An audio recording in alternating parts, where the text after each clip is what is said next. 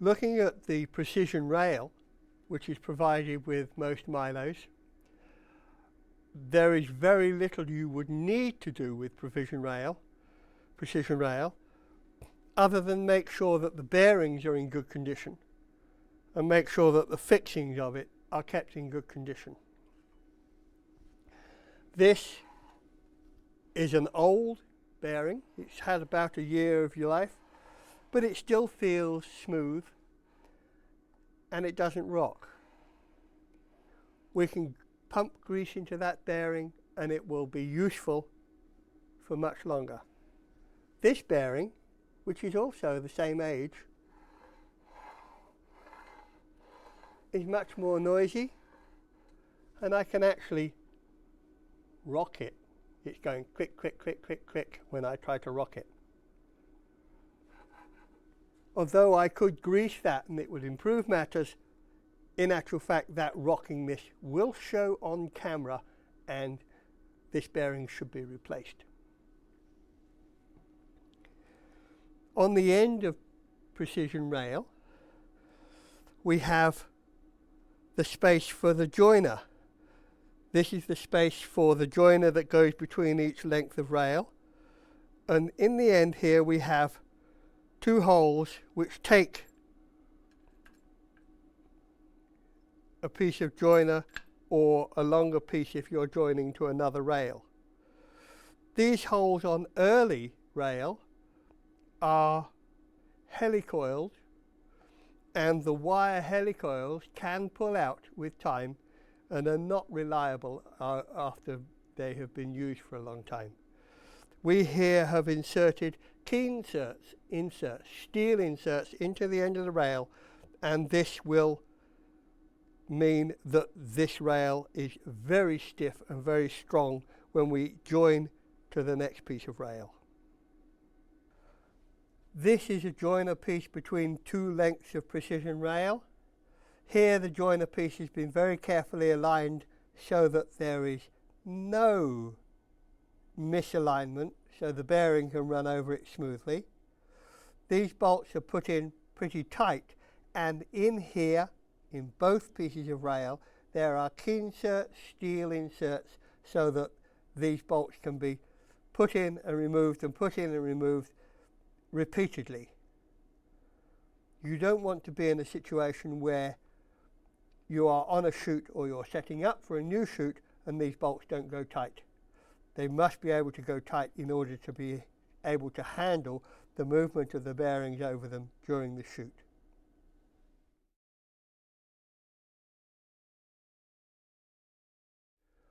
This is the base of the Milo.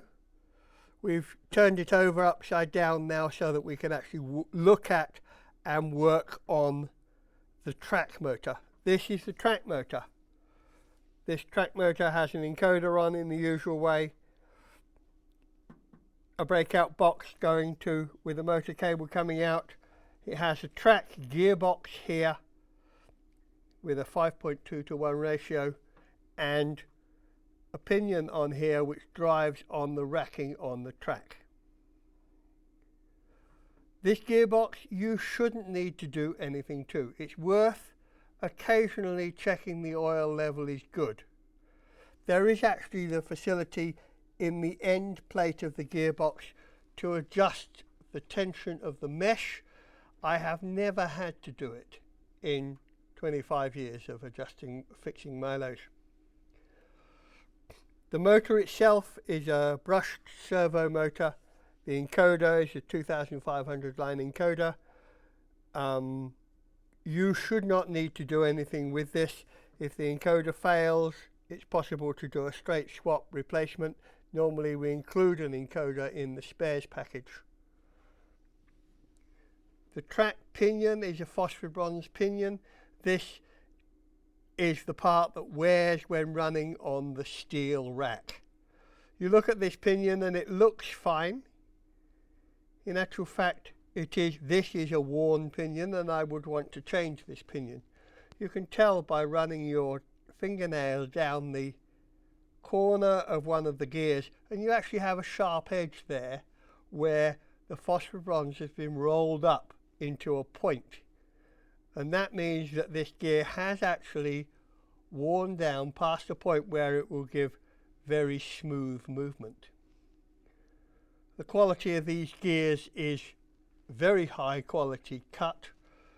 This is a barreled gear so that it can tolerate variations in the angle of the racking. It's a very high quality cut. You can, and customers will, buy cheaper, and customers will then have rougher shots because it will show on camera. This pinion is relatively easy to change. You may need to use a heat gun on it to get it very hot in order to get it to drop off or pull off. And you will probably need to make the new one very hot with a heat gun in order to press it on. If you're going to do that, make sure that you put it at the correct height, because the height this is chosen on is what is necessary in order to run on the racking of the rail. The whole gearbox and motor is mounted on cross slide bearings, so it can move side to side in order to tolerate any variation in the racking position. And these bearings are greased.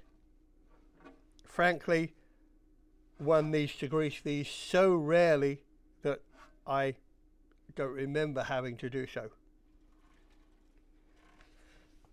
The gearbox is held against the rack with a pinch wheel. This pinch wheel mechanism consists of a rubber wheel. These days it may well be a fairly hard plastic wheel, and that pinch wheel mechanism fits on the side of the gearbox with a locking pin, and the screw can be used to push the pinch wheel into mesh so that it clamps the mesh of the pinion into the racking. The tension on the Milo of this should be set so that this can just be turned by hand. The limit switches for the machine track are mounted on the pinch wheel, and when it is pushed correctly into mesh, the connections here tell you where the end limit sits and where the datum limit switch sits. The datum limit is only used for finding home. The limit switches are used to stop the machine when you go to the end of the rail. Here we need to change one of these switches because it's been damaged. Somebody was a little casual when they took the rig off the rail. If this whole mechanism is removed in order to take the rig off the rail, then it's much safer. This block here is called a ride-out block. This block will wear down, and on a Milo it's not very critical. If one had another machine that was much more powerful, like a Bolt, this ride-out block would wear down, and if it was worn down, would allow the machine to ride out of mesh and possibly create damage.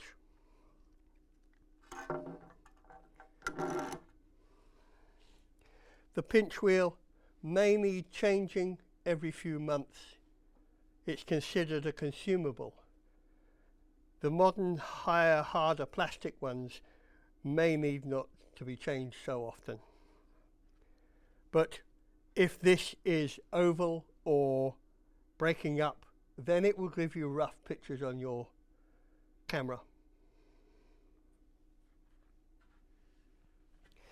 Here you can also see the rotate gearbox. The rotate gearbox and motor sits here. This is capable of being pushed in and out of mesh in order to drive the turret, which sits on there, as this is upside down at the moment. On each corner of the base you have a swiveling caster wheel. It consists of a road wheel for moving the machine around in the studio. It consists of 2 dolly wheels, which may well be a V wheel and a U wheel. One is a V shape, one is a U shape. These were originally designed for running on 1 meter wide industry standard rail. These days they're used mainly for getting the machine on and off of track. There's very little to service here. These wheels can break up and can be replaced by pulling them off here. You have a braking system here. Sometimes these knobs get broken. And you have a set of bearings in here. Within this set of bearings you actually have a large nut underneath the bearing, which sets the height of this wheel, and another screw down ring on the top which locks this bearing in place. You may find that that large nut has screwed up or screwed down and the caster has become loose, or the caster doesn't work at the correct height. When you're putting the Milo onto the rail using modern ramp-ups, the height that these wheels sit at determine whether the bearing will fit onto the underside of the bearing hole here. If you find that you can't get the bearings under, then your caster wheel unit is set at the incorrect height. The height setting for this is adjusted so that when you are sitting up on a ramp up just above the rail, you can slide the bearings under with maybe 3 millimeters of gap. Within the bearing mount itself, you have a screw which is kept in place using a lock nut, and there is a spring on top of the screw so that when you slide the bearing onto here, you can push the screw down against the spring and lock it onto the bearing. Those springs sometimes break and this whole thing drops down, and if this whole thing is dropping down, then you won't be able to get bearings underneath. It's worthwhile checking these, and if necessary you may need to unscrew the bolt, take the bolt out, replace the spring.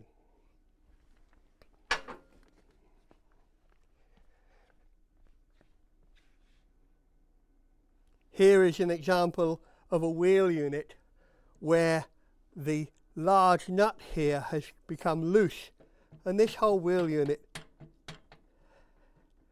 is loose, and we will need to adjust that by adjusting it to the correct height for mounting the rig on the rail, and then tightening down the lock nut on the top. So this is now the base correctly placed on the rail. It's sitting on its 4 bearings. This bearing, which was faulty, we have replaced with a new one. We've pumped grease into all 4 bearings whilst pushing the base along. Earlier we also put it up on its ramps so the bearings were off the bottom.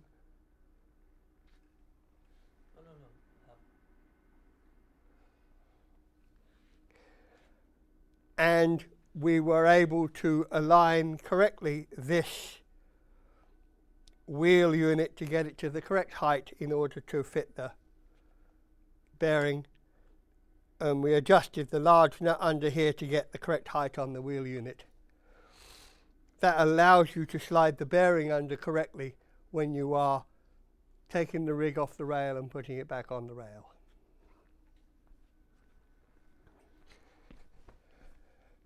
Here we have the rotate gearbox, and we have taken the pinion off here. The pinion sits here that is meshed into the drum, and this pinion we have taken the mounting off and put it in the fridge in order to be able to take it apart and put a new pinion in place.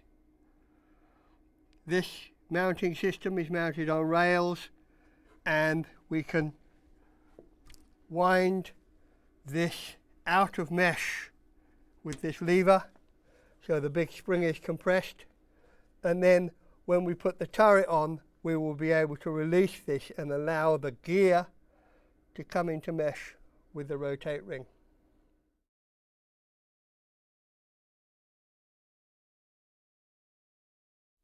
Before we can grease the rotate bearings on the turret, we need to remove the rotate slip ring. This is a rotate slip ring. There is very little servicing needed on a rotate slip ring. The power and connections coming into the Milo come in here. They pass through the slip ring. They come out here on the rear of the Milo, where they power the power supply and connect to the drives within the driver box. This slip ring allows the whole turret to turn infinitely and consists of large slip rings carrying power, medium-sized slip rings carrying connections and small power devices, and a very small slip ring on the top which is carrying data. There's also on this one a high definition signal going through the middle. These are very much less common these days.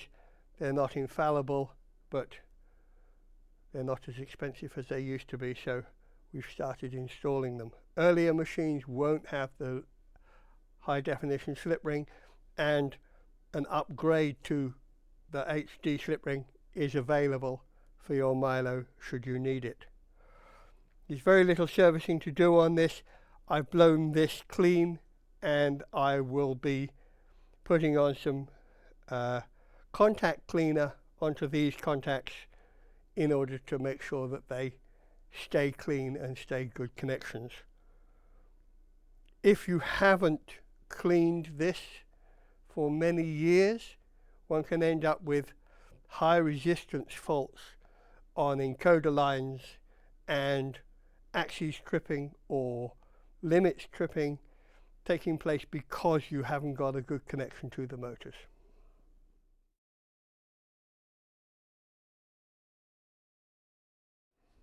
Okay, these are the rotate bearings for the turret. The unit is 6 pieces of rail with 4 bearings on it.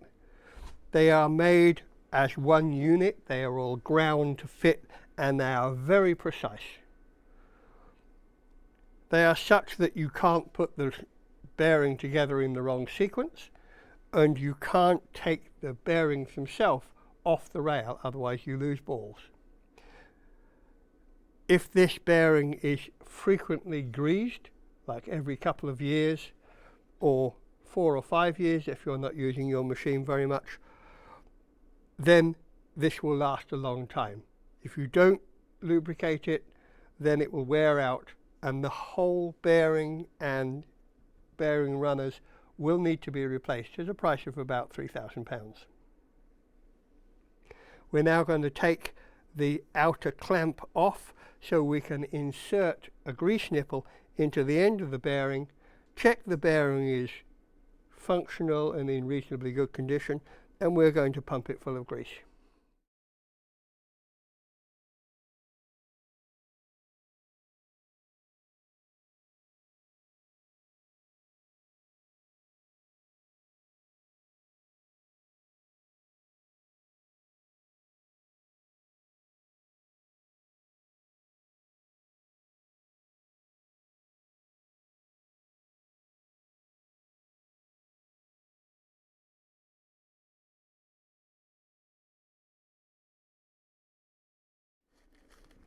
We've now taken the outer cover off this bearing. I'm going to try and rock it like this and I get no slack, no clack, clack, clack, clack as I move it. That shows me that the bearing is in good condition. If I had any rock on there, it would be the end of its life and we would need to change it. What we're going to do now is we're going to take the tiny plug out of the end, put a grease nipple in, and then fill the bearing with fresh grease.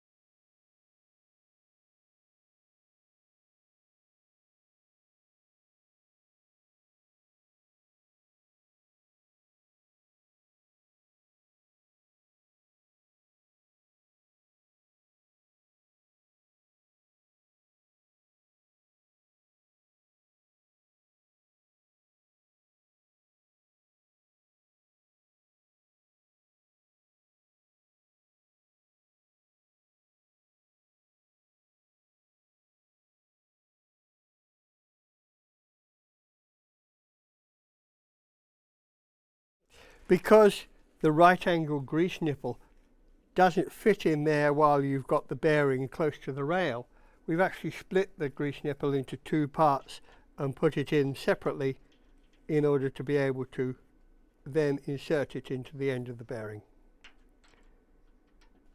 Okay, we're now pumping grease into the grease nipple on the bearing, and we're moving the bearing backwards and forwards so that the balls circulate in the bearing and take the grease right in. We're going to do this until we have all the black old grease come out and the fresh brown grease starts coming out both ends. And now put the clamps back on the bearing. We've pushed this base part up against the shoulder on the back of the bearing. The rest of the clamp is free to move, and we're tightening it down very tight.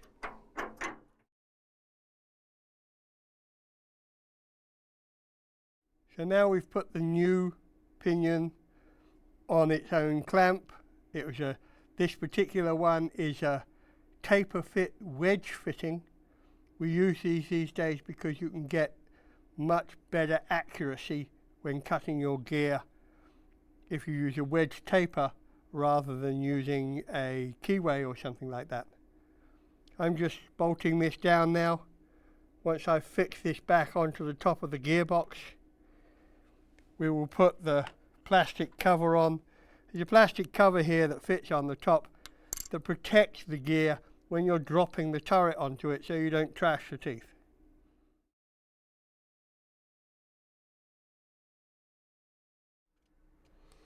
So now we've just put the turret back onto the base. We haven't yet aligned any of the clamps. These clamps are well out of position because they were held in place by the cross bracing holding the slip ring in place. And because we have taken the slip ring out and greased these bearings, these will not be in the correct place. So the sequence we do it is, we put it in place and then we make sure that these bolts that hold the main framework of the rotate slip ring in place are loose enough. And then we can center up each of these clamps, clamp them in place and lock them down. And then we can tighten these bolts, and we know that any future time when we then take the turret off, we will be able to put it back on again and they will align.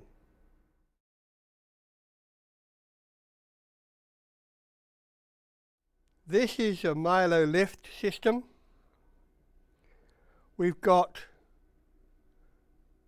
a brushed DC servo motor here, same motor is on the track.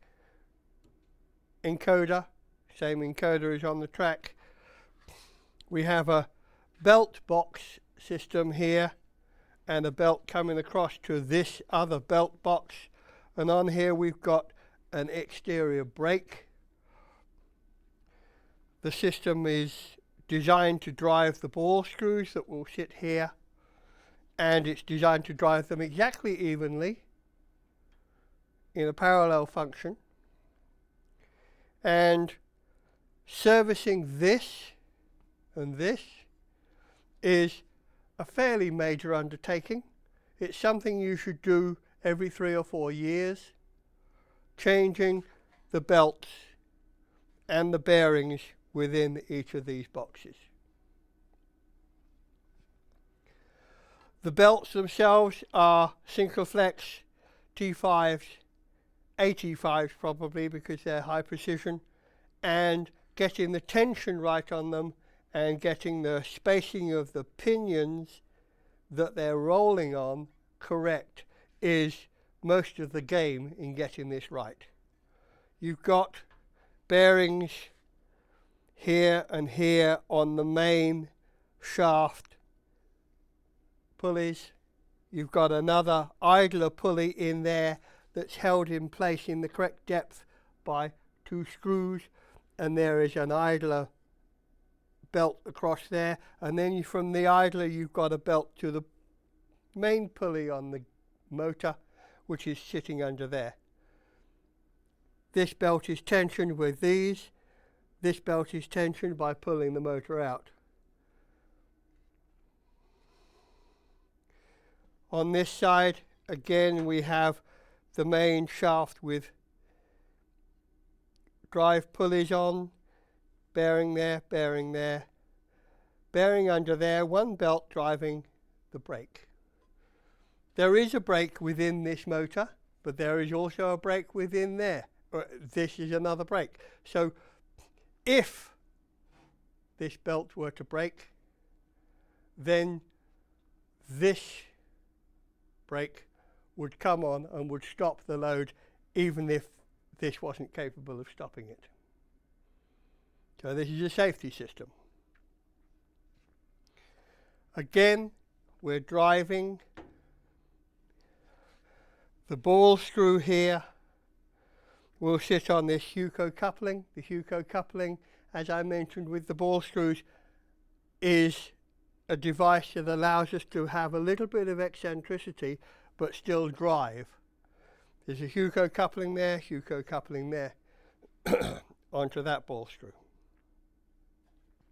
There is also a rocker bearing underneath there, needle roller, needle roller, needle roller, needle roller, so that this can rock as the arm goes up and down. The tension of the main cross belt is set using these rollers here and an adjuster screw there and a big locking bolt there. This belt here does not need to be massively tight. The belt's not going to go anywhere. It's not going to change over time very much. It will change slightly over time. It will stretch. Dismantling this and dismantling that, cleaning it all, putting new bearings in, putting bearings under here, putting bearings under here. I would normally allow a full day of work in order to do properly. You also over here have, inside this box, you have a tachometer, which basically feeds data back to Flare in order to tell it whether or not this is dropping or is moving in the same way as this. So we have a comparison between the tachometer here and the encoder on the motor that allows you to say, yes, the machine is running safely, or no, the machine is dropping out of the ceiling.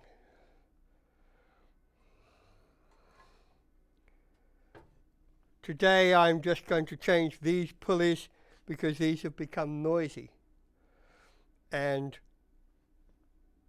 we need to take them out and replace the tension on them in order to make sure that the tension on this belt is correct.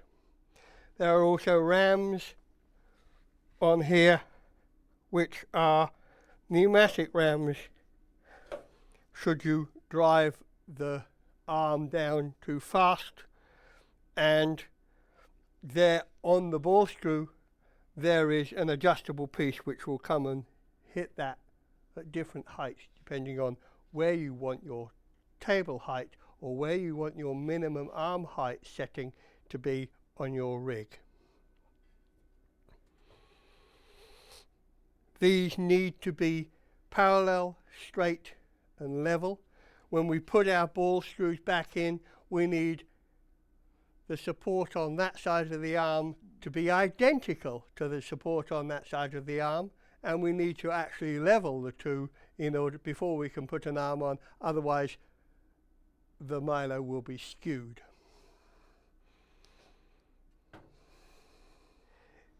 So we've now put new idlers on here in order to adjust the tension. These ones were becoming noisy, which is fairly unusual, but they needed replacing.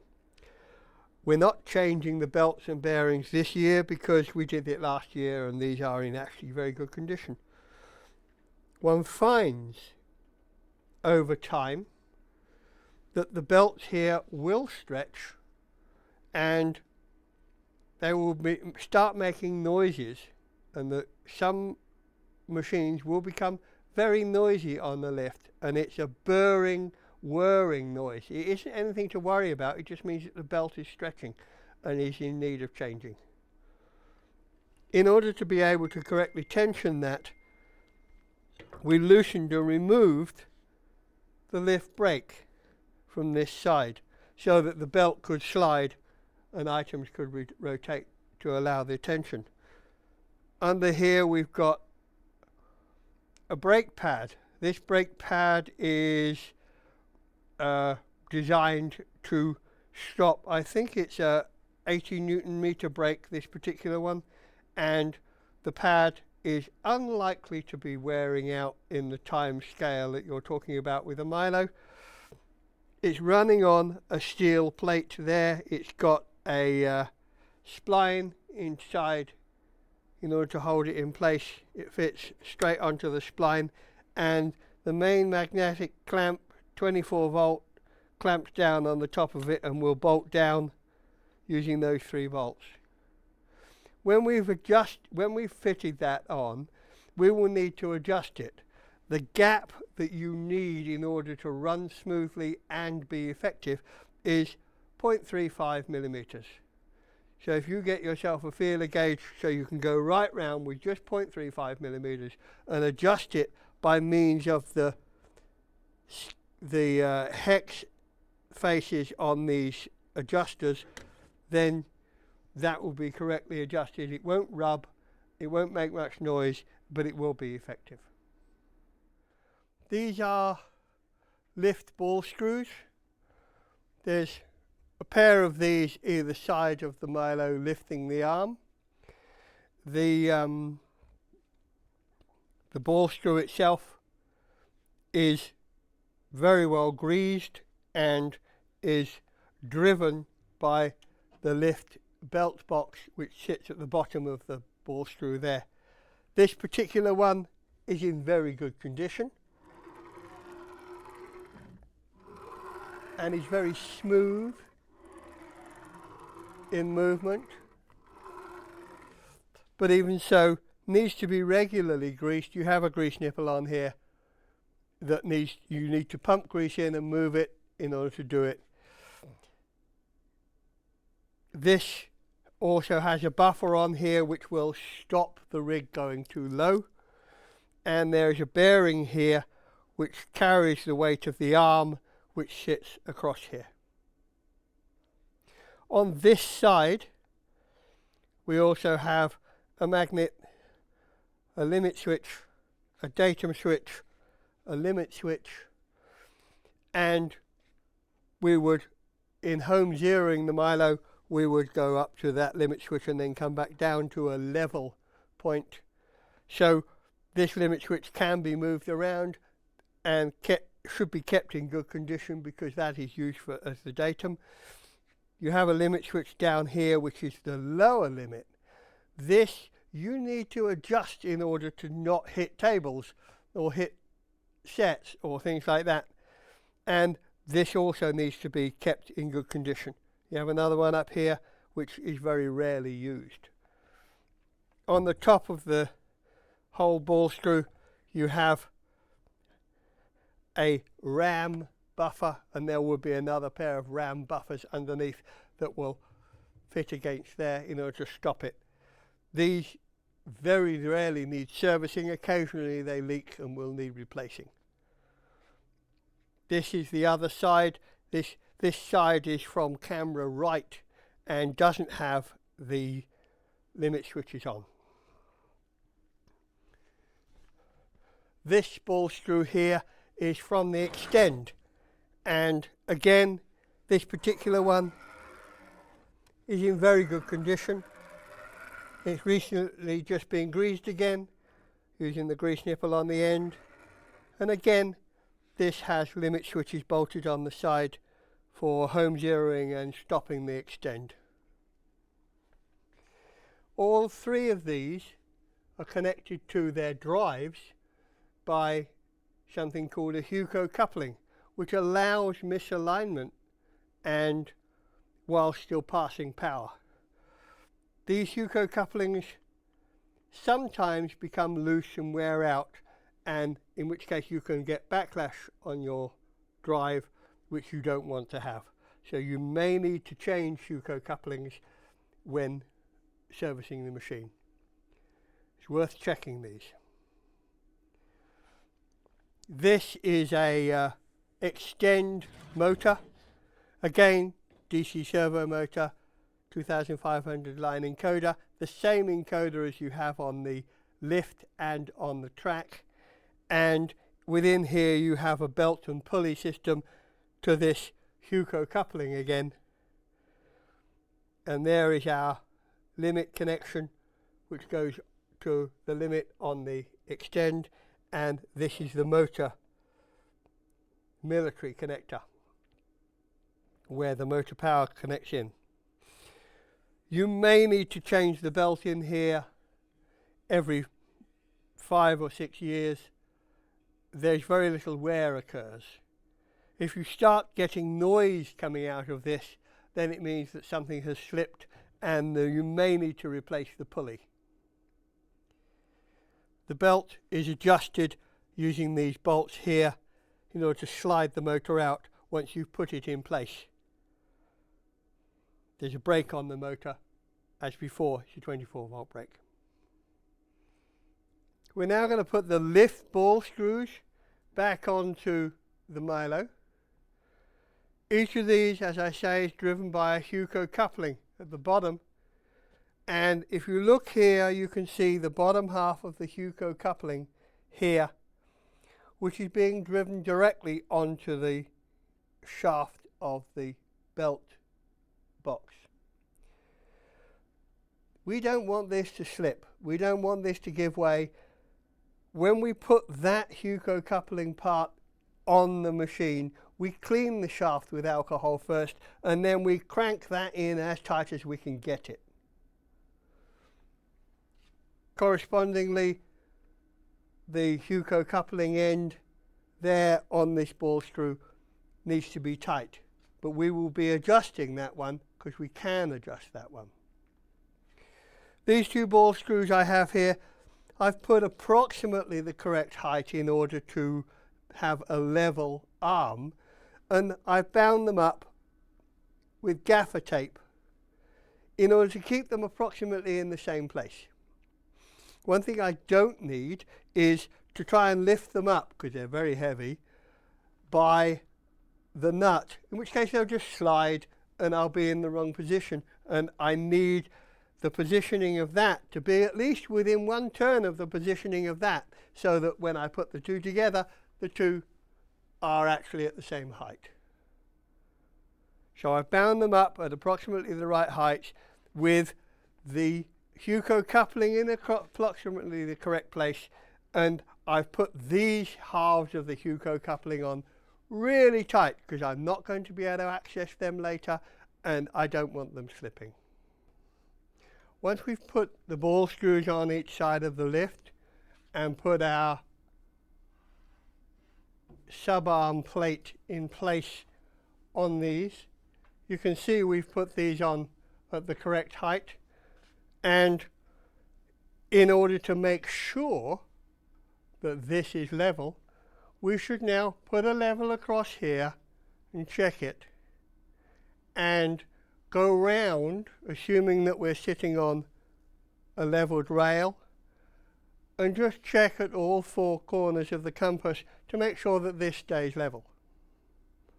If we find that this is in any way canted, then because we have fixed very well the bottoms of the Huco couplings here, we can loosen one of these and very gently adjust this ball screw up and down to get perfect level, and then tighten this. But whatever we do, we need to make sure that both parts of both Huco couplings are very tight at the end, so that that level is maintained, because the level that we put in here is passed on to the uprightness of the head, and any outness in tracking will show if this isn't correct.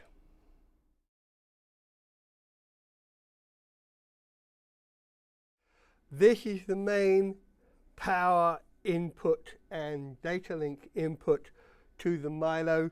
Your umbilical will come up and connect to here. You have power coming into here through these sockets here. This is 2 lines, single phase, and that's either going to be 240 volt single phase or 110, 115 single phase if you're over in America. Here we have the main data link connection. This is the main communications connection to Flare that is bringing the data in and doing the main communication that will run the rig. Here we have a socket that runs our camera accessories that allows us to start and stop cameras and receive synchronization from cameras. We've got video sockets here. I've got SD, SD and an HD socket here. On some older machines you won't have the HD connection. Here we have sockets that are outlets to our track and rotate motors that are in the base. So there, the drive for the rotate and the drive for the track comes in from the driver box on the back and is driving the motors here. In terms of repairs to this, you will sometimes need to repair the umbilical itself where it is plugging in here. Sometimes people hit this and bend this and damage these sockets. One of the things that you do see with these is these pins become black and charred when somebody unplugs with the power on. If somebody's been unplugging with the power on, you will find these pins will actually be corroded away and blackened, and you should replace that outright if that is the case, and do the same with the socket that fits onto it, and slap their hands about unplugging with the power on.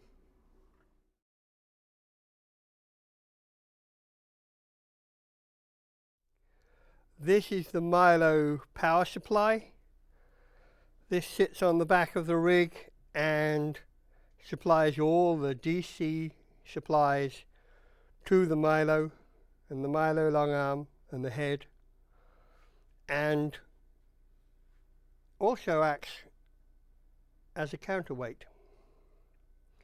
It contains conventional power supply parts, its transformers, large capacitors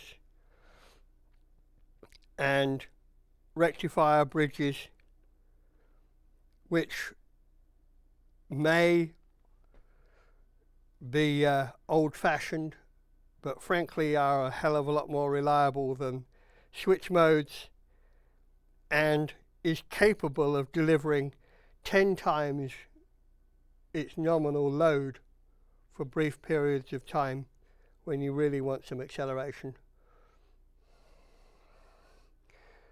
Very little goes wrong with the transformers and the capacitors. The capacitors have a life probably of 10 to 15 years if they are continually powered.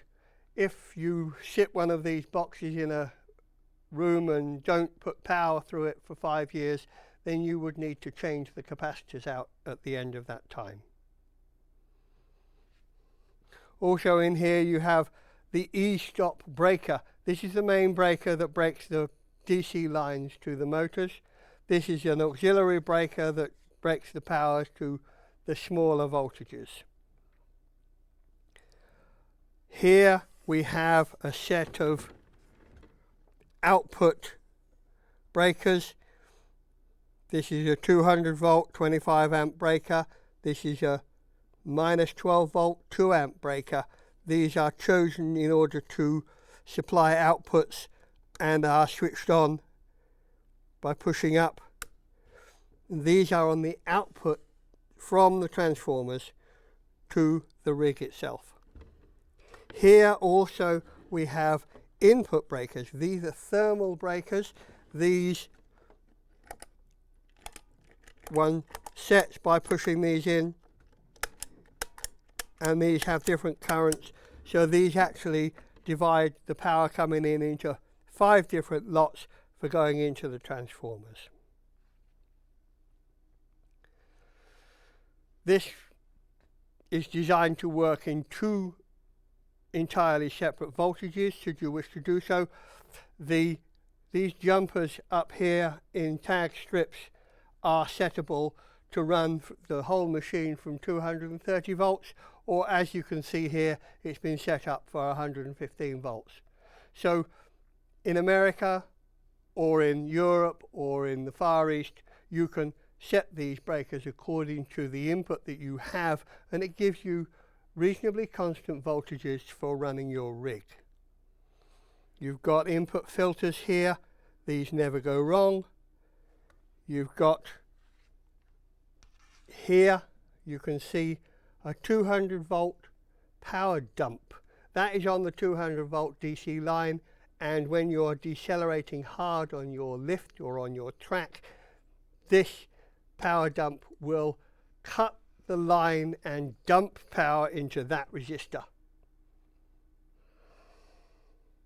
That also very rarely goes wrong, but I have known the power supply, the power dump to fail, in which case you start having rigs trip on deceleration.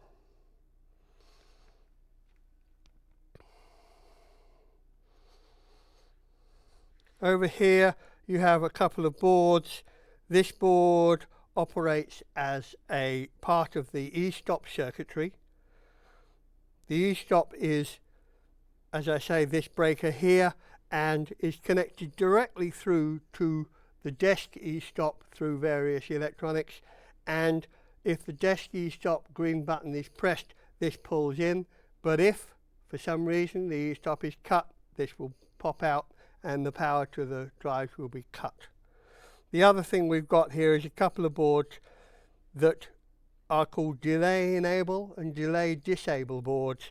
These boards have the function of cutting the enable before the power to the amplifiers, so that the breaker isn't switching a fully powered drive, or enabling the drives after the e-stop comes out should it be already enabled in flare.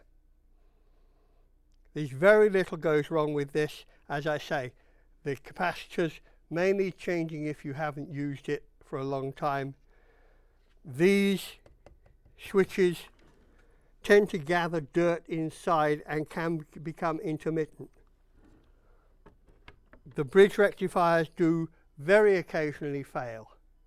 If I had one of these come in that hadn't been serviced in 10 or 15 years, I would, as a matter of routine, switch out these input thermal breakers, change these output DC breakers, and probably change the bridge rectifiers as well.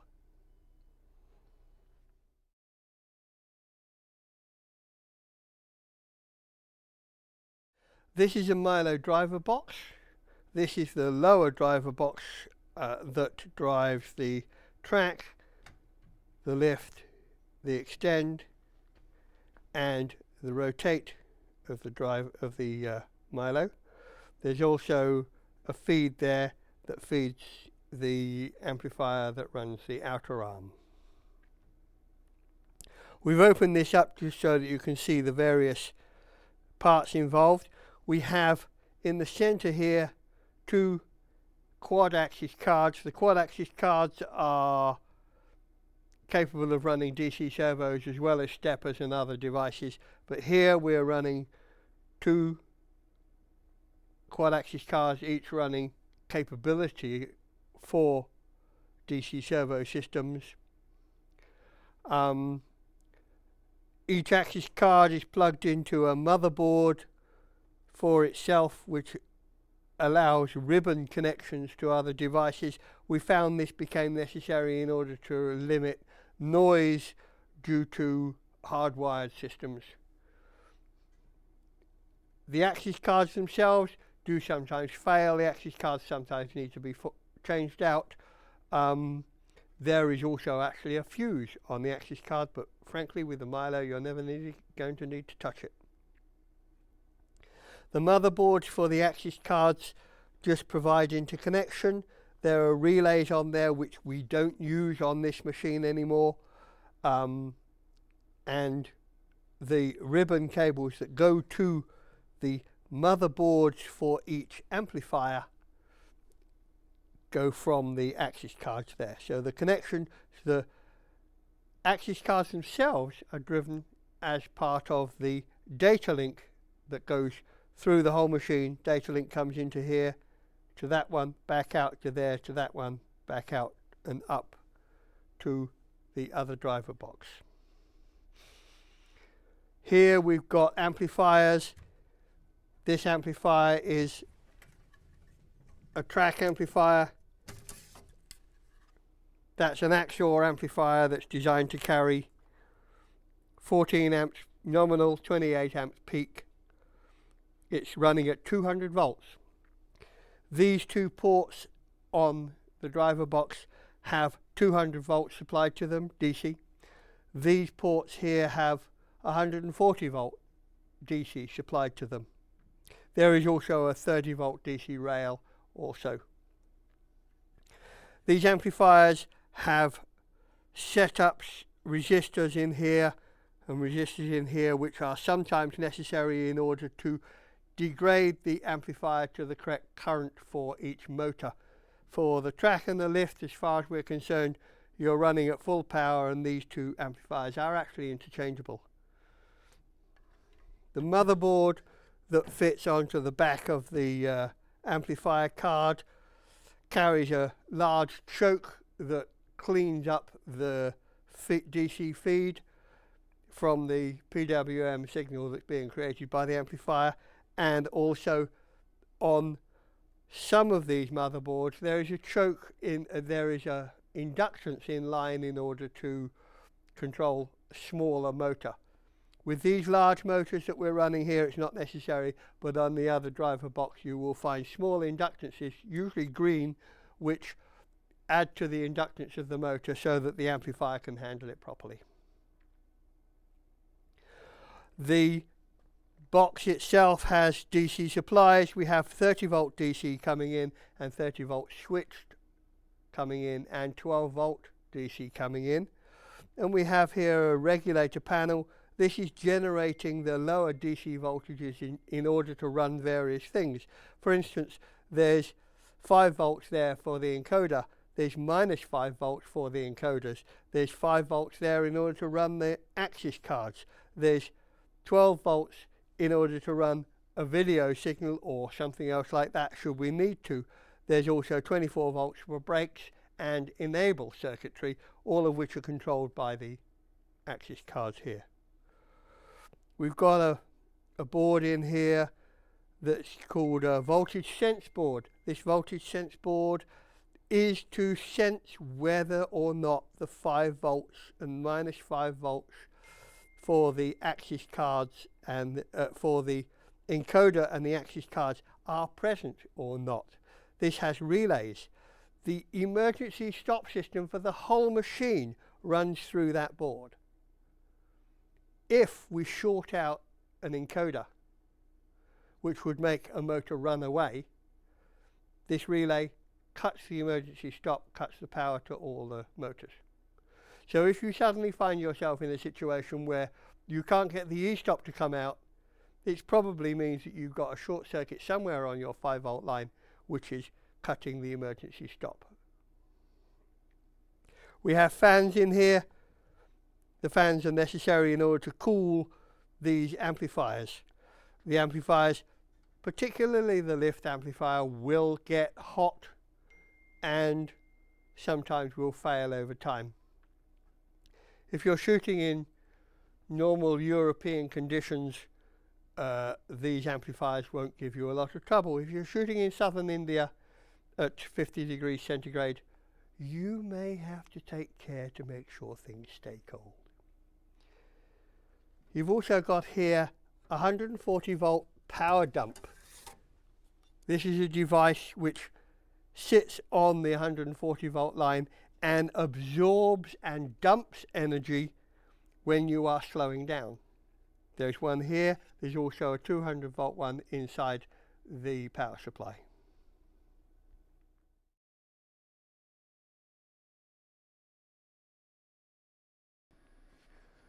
This is the latest in 5 different outer arm drive gearbox systems which you will find on Milos. It has been developed to make smoother, faster, quieter drives. They all have a number of factors in common. They are driving this sector gear, which is a very precisely cut gear, specially made for our purposes so that you achieve movement of the head of the rig very smoothly without vibrations. This sector gear is best kept very clean. It isn't coated in any way, it's steel. It will go rusty if you let it go rusty. Cleaning it is quite important. If you put grease on it, it'll just pick up dust. So a Teflon dry lube is a good idea on this because it lubricates it and it keeps it from wearing unevenly, and also doesn't pick up the dust which would be worn inside. On this particular gearbox is a combined motor encoder and gearbox, and is a very compact, fine unit, but all of the various outer arm systems hang on a crossbar here and are sprung into mesh using this spring. The spring is adjusted to the correct tension when meshed in order to be able to handle the weight of the head when straight out. So the length of that spring is important. The quality and condition of that spring is pretty important. On some very early machines we used a much cheaper and lighter weight machine spring.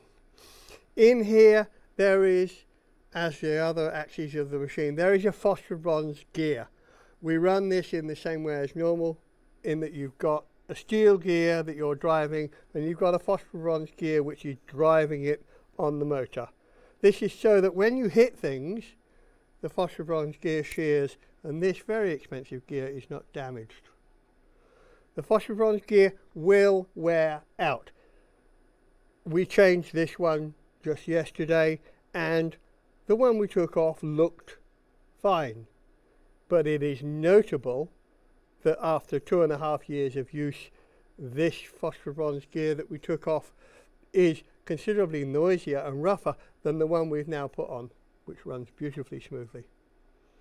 That wasn't visible by looking at the gear but it has made a difference to the smoothness and the running of the head. The phosphoron gear on most of these machines, on nearly all the Milos, is very difficult to change. You're going to need a heat gun, a good hot heat gun, and you're going to need possibly a freezer compartment, and you're going to need a gear puller of some kind to get that off. Some of our outer arm systems have a belt here in order to pass and gear down the drive into a gearbox from a motor. Those belts should be changed every 5 years maximum, or they become extremely noisy with the popping of the belt into the teeth of the pinions. On some of these systems also there is a tachometer in order to show if the head is dropping and to stop the system and drop the e-stop if the comparison between the tachometer and the encoder doesn't tally. There are limit switches mounted onto the sector gear around the back here, and those limit switches allow us to home zero and end limit zero onto these switches here. That's a standard system for all the Milos and all the other axes of the Milo. You've got three large cables coming in here. That's a power cable. That's a noisy data cable. That's a quiet data cable. These two cables are actually identical. That's carrying power. These cables go back up into a junction box that is inside the arm, which has the motor cables coming out of the back of the main driver box on the back of the arm. So the junction box and these three cables bring the data to the pan slip rings in here and run the rest of the head that way. These cables will quite often degrade at this point, will quite often need changing. Sometimes you will find that something will not function and you need to improve the fitting of this or change this cable out.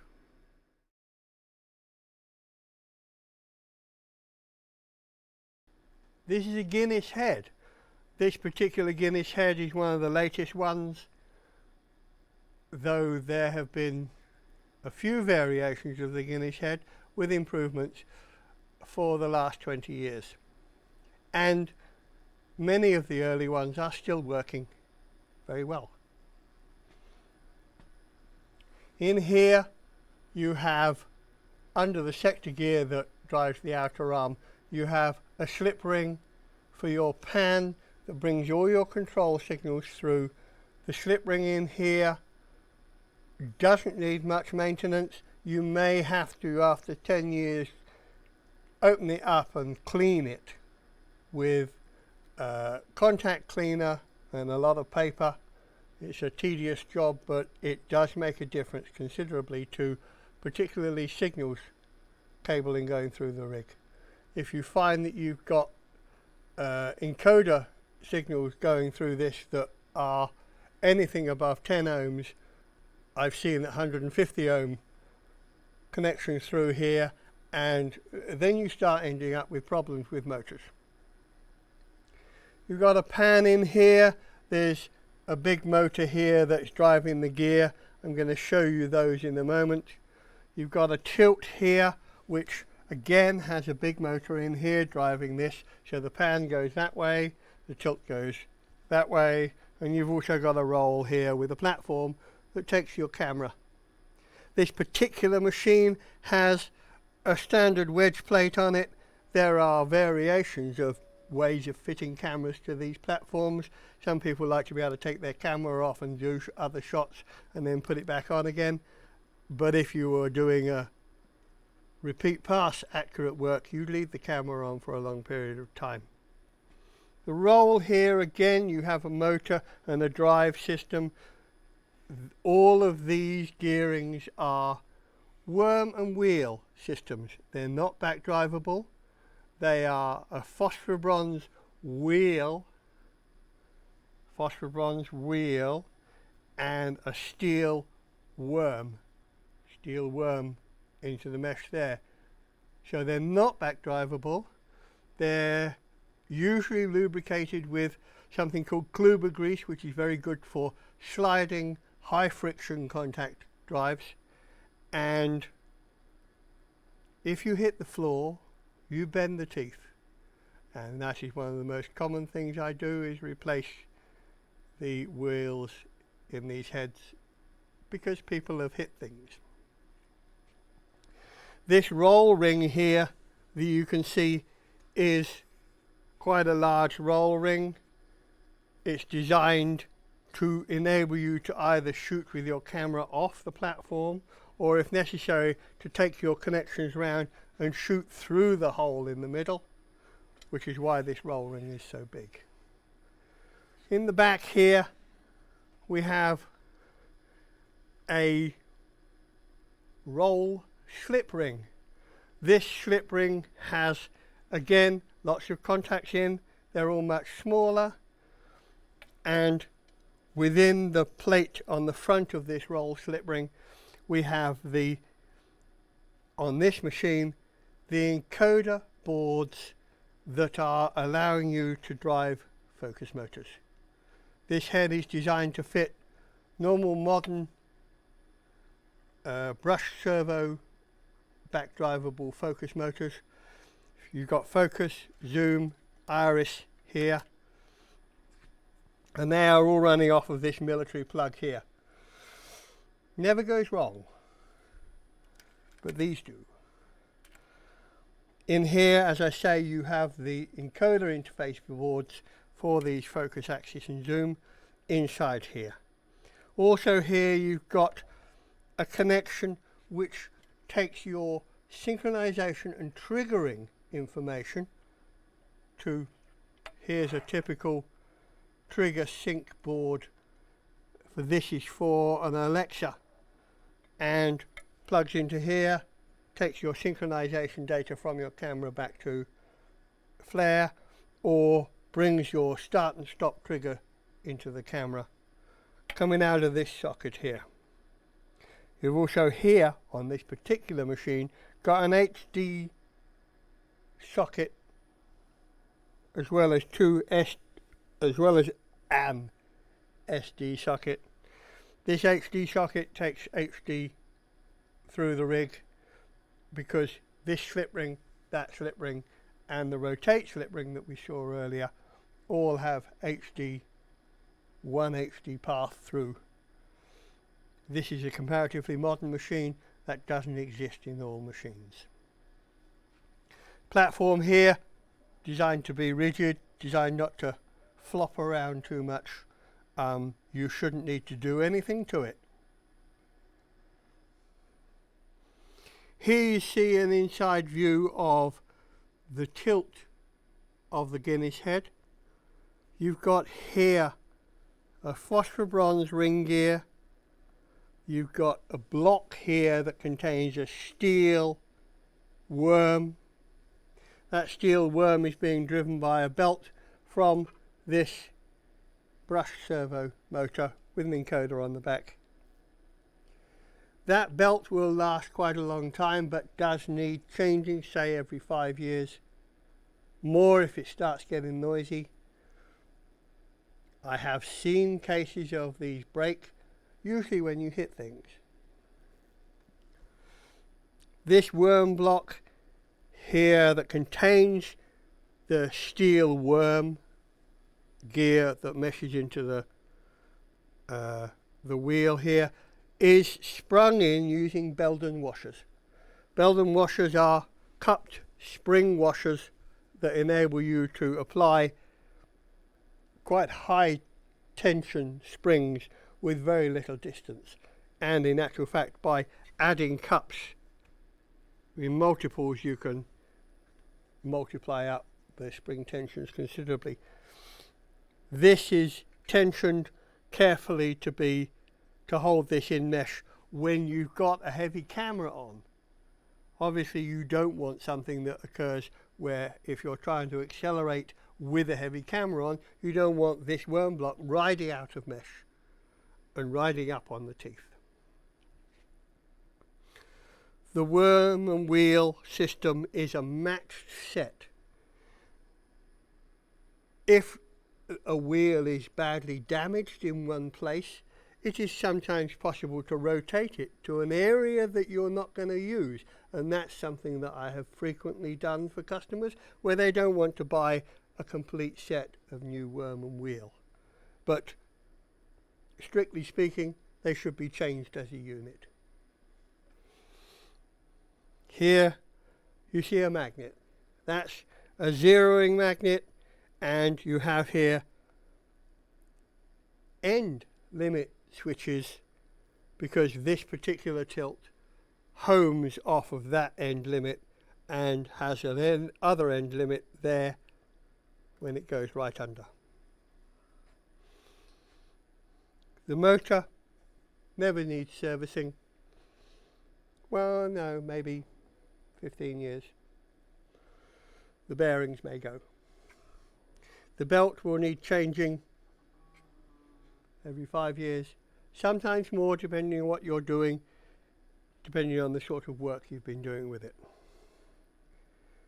The worm and wheel, they last a very long time normally, and if you have problems with them, which are rare, then you need to inspect them and make sure that that the wheel has been set up to run perfectly centrally and square to the wheel.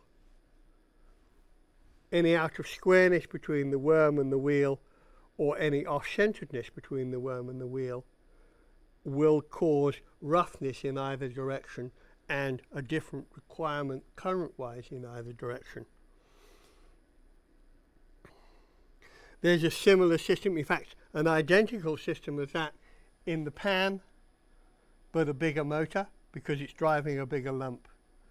And another system, identical setup but different sized gears in the roll here. Servicing a Guinness head is a fairly thorough job all itself. I would allow 2 to 3 days to do a good thorough service on a Guinness head if I hadn't seen it in a long time.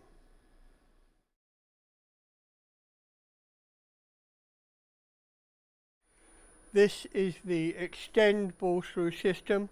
This has again a large motor with a 2500 line encoder on as before, and we have here a ball screw up underneath the arm. It's the same ball screw as we used on the lifts, except that it has some different bracketry involved, and it has again another set of limit switches on it. There is only one belt on the back there, so that may need changing every 5 or so years.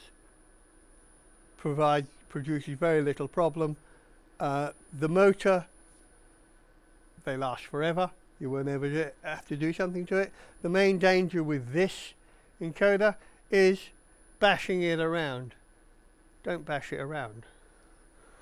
And if you need to fix it, it's a straight swap out, very simply. Again, this motor has a brake on, 24 volt brake. It also has a tachometer built into it for speed sense safety, which is an integral part of the large driver box.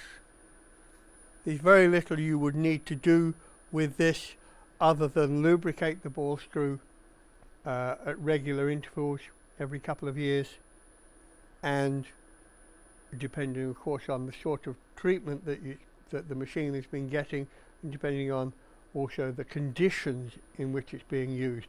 But generally speaking, the extend ball screw will last longer than a lift ball screw. This has been a Mark Roberts motion control training video. Thank you for watching.